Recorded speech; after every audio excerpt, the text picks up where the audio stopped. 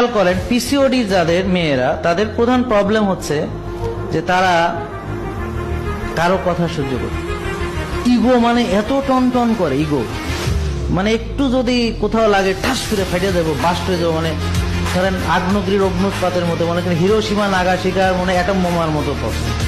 এইবার দেখবেন যে সে ফাইটটা বেড়ে ভিতরে আসতে যাবে, আর সারাদিনের যে এনার্জি সব এইখানে খরচ হবে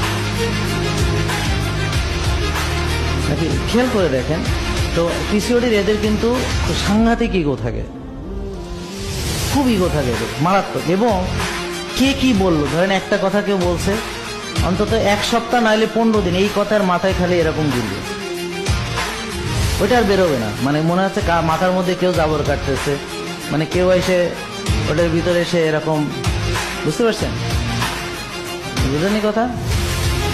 এরপর আরেকটা তাদের স্বভাব হচ্ছে, তাদের রাতে কেউ ঘুমাবে না, বেশিরভাগ রাত যাবে